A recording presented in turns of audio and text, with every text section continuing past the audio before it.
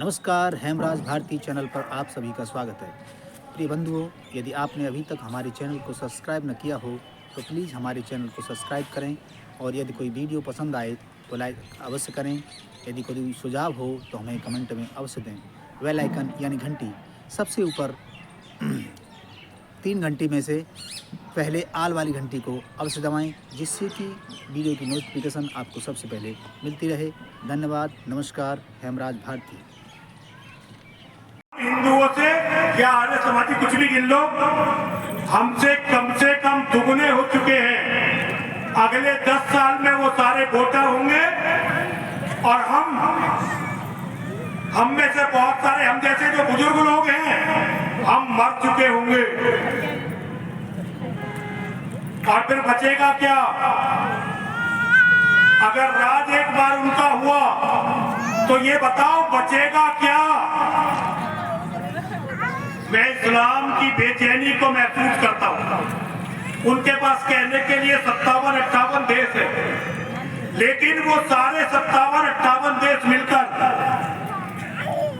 पाकिस्तान सहित इतने रिसोर्सफुल नहीं है जितना अकेला हमारा उत्तर प्रदेश है।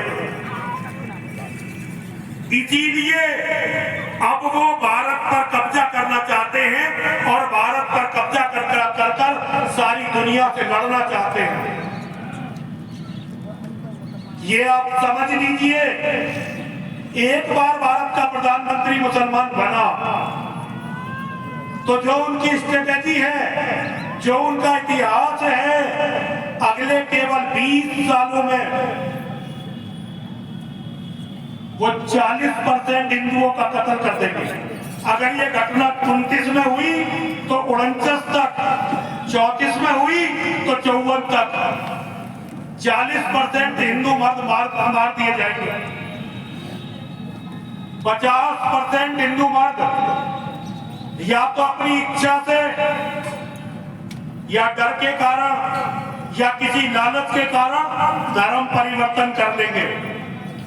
10% हिंदू मर्द जो बचेंगे वो या तो रिफ्यूजी कैंपों में रहेंगे या विदेशों में रहेंगे।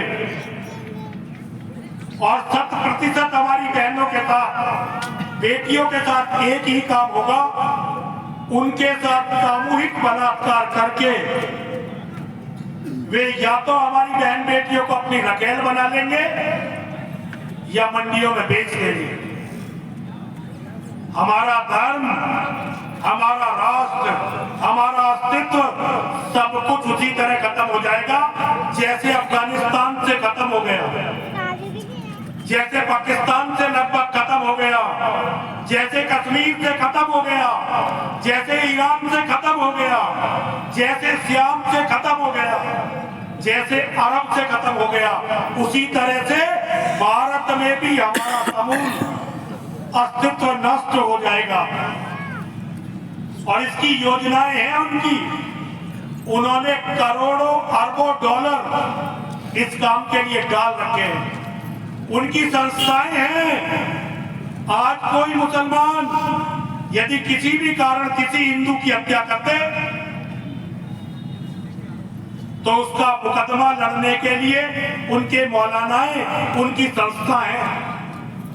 लेकिन कोई हिंदू यदि आपस में आ जाए तो उसके लिए लड़ने वाला कोई नहीं। आज तुम बिल्कुल अकेले हो। एक बात याद रखना, इस्लाम क्या है? Islam is a organized gang of criminals. इस्लाम एक गिरोह है, सुनियोजित गिरोह अपराधियों का। और अब गिरोह से लड़ता कौन है?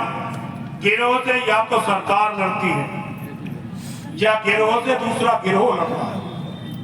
सरकारें लड़ेंगी नहीं, ना आज लड़ेंगी।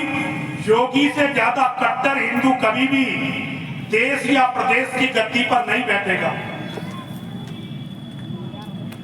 मैं योगी जी का बहुत सम्मान करता हूं और वो सच्चे व्यक्ति हैं। उनसे ज्यादा कट्टर हिंदू ना तो गद्दी पर कभी बैठ पाएगा ना बैठेगा। लेकिन योगी जी भी इन्हें कुछ दिन के लिए केवल कंट्रोल कर सकते हैं। हमेशा के लिए इनका कोई इलाज कर नहीं सकते, क्योंकि योगी जी एक पार्टी से बंधे हुए हैं और वो पार्टी आप सबकी पार्टी है जयंतर की, तो अपनी पार्टी को आपसे अच्छा कौन जान सकता। तो ये लड़ाई अब आप सबको अपने आप लड़नी है। ये लड़ाई आप सबके अस्तित्व की लड़ाई है। ये लड़ाई हमारी बहनों, हमारी बेटियों के वजूद की लड़ाई है। और इसका इलाज क्या है? इसका इलाज है मजबूत परिवार, बड़ा परिवार, मजबूत परिवार। ये जो एक बेटा एक बेटी की परंपरा है ना, इससे निकलकर आपके घरों में 4-5 बेटे हो और वो बेटे इस लायक हो कि कल को जरूरत पड़ सके तो वो अपनी भी रक्षा करें, अपने परिवार की भी रक्षा करें और धर्म और राष्ट्र की भी रक्षा करें। एक बात याद रखिए, एक ना एक दिन हजारों जिहादियों की भीड़ आपके घर में आएगी जरूर। आपके नहीं आएगी तो आपके बेटों के घर में आएगी जरूर। और उस समय कोई सरकार, कोई पुलिस, कोई फौज आपको बचाने के लिए नहीं होगी। उस समय आप अपने घर के अंदर कितने मजबूत हैं, केवल यही काम आने वाला है। अपने घरों को मजबूत करिए, अपने परिवारों को मजबूत करिए और तैयार हो जाइए सर्वस्व बलिदान के लिए। जो सब कुछ देने के लिए तैयार हो जाते हैं उन्हें कोई पराजित नहीं कर सकता, उन्हें कोई पराजित कर ही नहीं पाएगा। इसीलिए मेरा आप सभी से यह अनुरोध है, अपने घर और अपने परिवार, हम बातें बड़ी बड़ी करें और हमसे कुछ ना हो, इससे बड़ा पाप कोई नहीं है। हम छोटी बात करें, भाई हमारा परिवार इतना मजबूत होना चाहिए कि हमारी तरफ यदि कोई देखेगा तो हम उसकी आंख निकालकर उसके हाथ पर धर देंगे, और हमारे व्यक्ति को यदि कोई मारेगा तो हम उसे जीवित नहीं छोड़ेंगे। जिस दिन इतने ताकतवर हो जाओगे, हर हिंदू अपने परिवार को इतना ताकतवर कर लेगा, फिर न सनातन धर्म पर खतरा होगा, न भारत राष्ट्र पर खतरा होगा।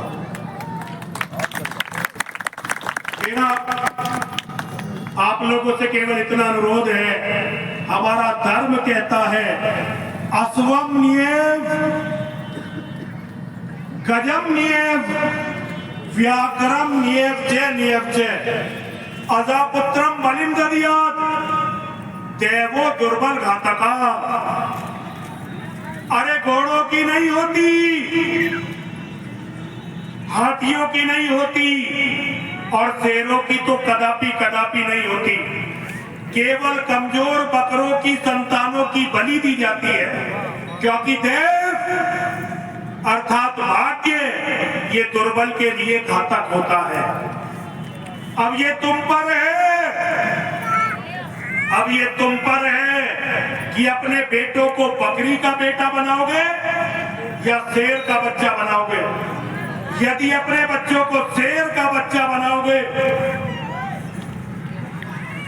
तो वो आपकी भी रक्षा करेगा, परिवार की भी रक्षा करेगा और देश धर्म की भी रक्षा करेगा।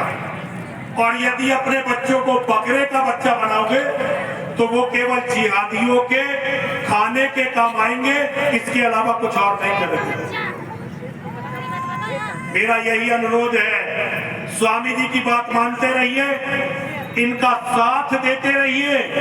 ऐसे लोग ही अंतर डालेंगे, ऐसे लोग ही समाज की रक्षा कर पाएंगे। मैं बोलते बोलते थक चुका हूं, लेकिन यहाँ केवल इसलिए बोला कि स्वामी जी ये ना समझे कि मैंने स्वामी जी का साथ छोड़ दिया। मैं स्वामी जी के साथ था, मैं स्वामी जी के साथ हूँ और स्वामी जी के साथ रहूंगा। और नमस्कार, हेमराज भारती चैनल पर आप सभी का स्वागत है। प्रिय बंधुओं, यदि आपने अभी तक हमारे चैनल को सब्सक्राइब न किया हो तो प्लीज़ हमारे चैनल को सब्सक्राइब करें, और यदि कोई वीडियो पसंद आए तो लाइक अवश्य करें। यदि कोई सुझाव हो तो हमें कमेंट में अवश्य दें। बेल आइकन यानी घंटी सबसे ऊपर 3 घंटी में से पहले आल वाली घंटी को अवश्य दबाएं, जिससे कि वीडियो की नोटिफिकेशन आपको सबसे पहले मिलती रहे। धन्यवाद। नमस्कार। हेमराज भारती।